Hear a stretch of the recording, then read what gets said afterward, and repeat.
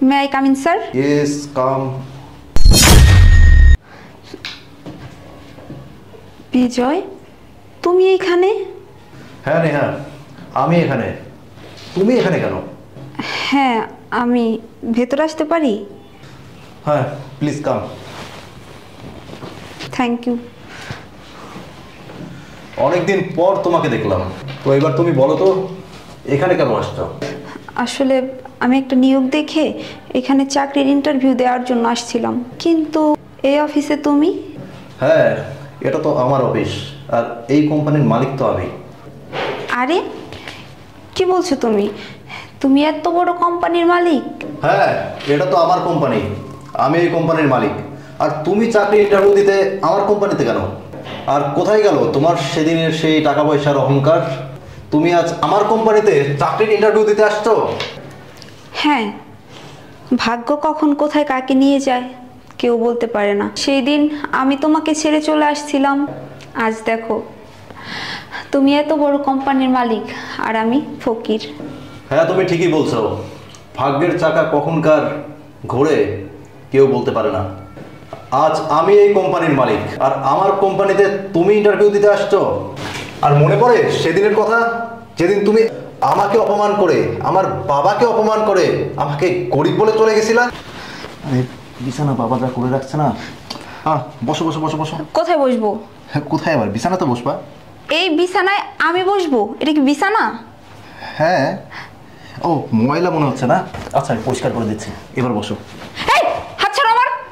এইরকম নোংরা পরিবেশে আমি বসবো? হ্যাঁ, এটা কাদের বাসা? কাদের বাসা নিয়ে আসছো তুমি আমাকে? আরে এটা তো আমাদের বাসা। আরে বিয়ের পরে তো তোমাকে এখানেই থাকতে হবে। কি?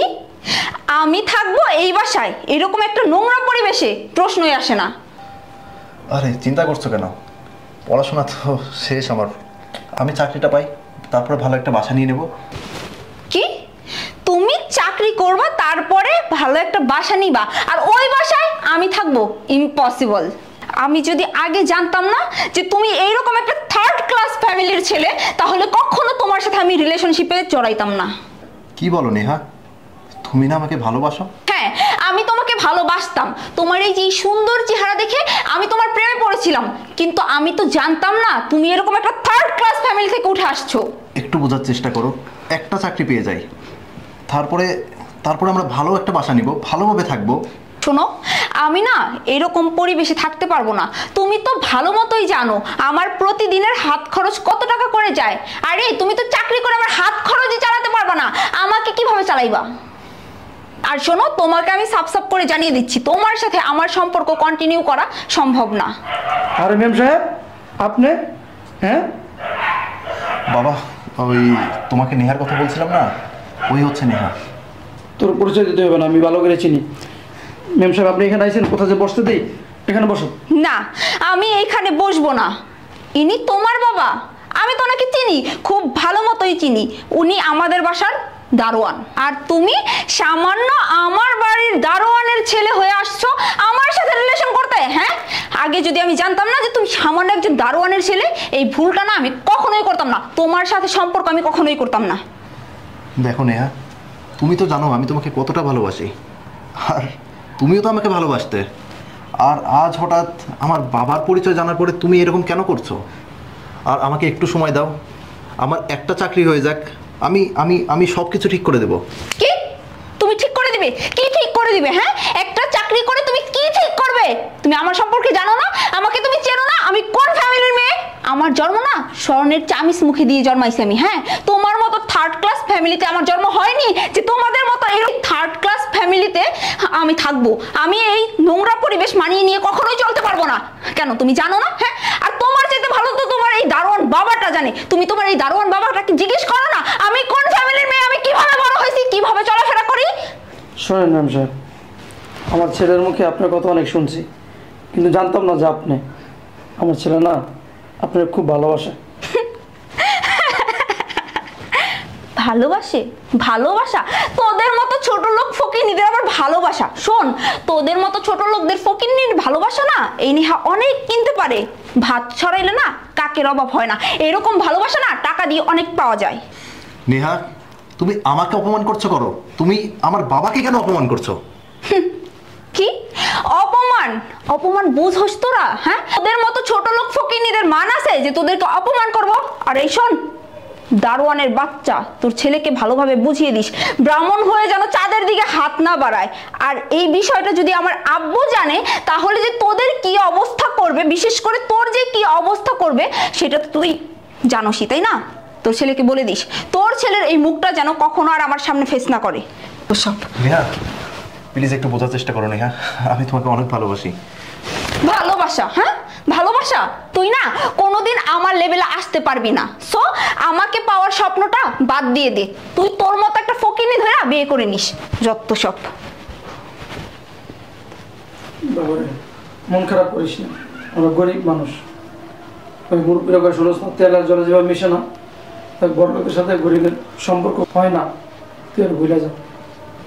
বাবা আমি তোকে ভুলে যাবই, কিন্তু ও আজ আমাকে আর তোমাকে যে অপমান করেছে এটা আমি ভুলবো না। আর আমি একদিন ওকে প্রতিষ্ঠিত হয়ে দেখিয়ে দেব। আর কালকে থেকে তুমি আর ওদের বাসায় কাজে যাবে না। আচ্ছা বাজান। হ্যাঁ মনে পড়ছে সেই দিনের কথাগুলো। সেই দিন আমি তোমাকে চরম অপমান করে চলে আসছিলাম টাকা পয়সার অহংকার দেখিয়ে। আজ আমি বুঝতে পারছি টাকা পয়সা সবার চিরদিন থাকে না। ওই যে একটা প্রবাদ শোনোনি, সকালবেলার ধনী রে তুই, ফকির সন্ধ্যাবেলা। দেখো আমার এত টাকা পয়সা সয় সম্পত্তি থাকার পরেও আজকে আমার কিছুই নেই। দেখো আজ আমি চাকরির ইন্টারভিউ দেওয়ার জন্য মানুষের অফিসে ঘুরি, কিন্তু দেখো একটা সময় ছিল যখন তোমার কিচ্ছুও ছিল না, কিন্তু আজ তুমি এত বড় কোম্পানির মালিক। তো কি এমন হয়েছিল যে আজকে তোমার এই অবস্থা?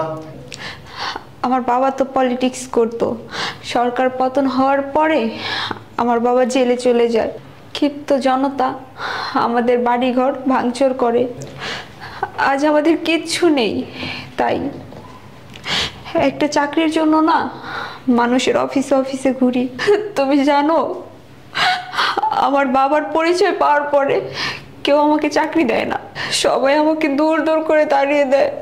প্লিজ আমি তোমাকে অনুরোধ করছি, তুমি কি আমাকে একটা চাকরি দিবা?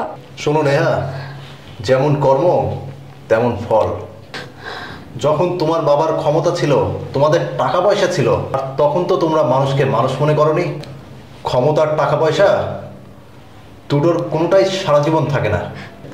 হ্যাঁ আমি জানি আমি আগে যা করছি ভুল করছি, আমি তোমার সাথে অনেক অন্যায় করছি, আর আমি এটাও জানি আমি ক্ষমার অযোগ্য। কিন্তু আমি তোমাকে হাত জোর করে রিকোয়েস্ট করছি, আমাকে একটা চাকরি দিয়ে দাও, নয়তো আমি না খেয়ে মারা যাব। কি আমি দেবো তোমাকে চাকরি? তুমি এটা ভাবলে কি করে? তুমি আমার বাবাকে দারোয়ান বলে যেভাবে অপমান করেছো, আমি তো সেটা কোনোদিনই বলবো না। আর আমার যে বাবাকে তুমি একদিন দারোয়ান বলে অপমান করছিলে, সেই বাবার জন্য তোমার মতো 10টা দাসী আমি রাখছি। তবে তুমি যদি চাও তোমাকে আমি একটা চাকরি দিতে পারি, তবে সেটা আমার বাবার 11 নম্বর কেয়ারটেকার হিসেবে, যদি তুমি চাও তাহলে। হ্যাঁ আমি রাজি।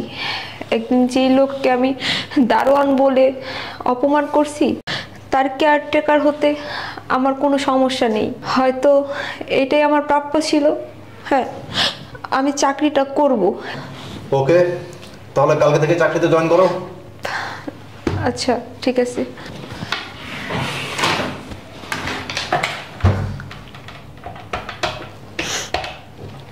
হ্যালো রমজান, একটু আমার রুমে আসো তো।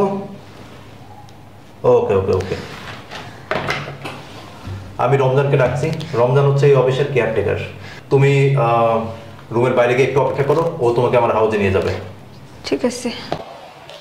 তুমি আমার সাথে যে আচরণ করছো আমার দুঃসময়ে, আমি সেটা করতে পারবো না। আমার বাবা আমাকে সেটা শেখায়নি। তুমি আমার বাসায় যাও, আমার বাসায় গেলে বুঝতে পারবে।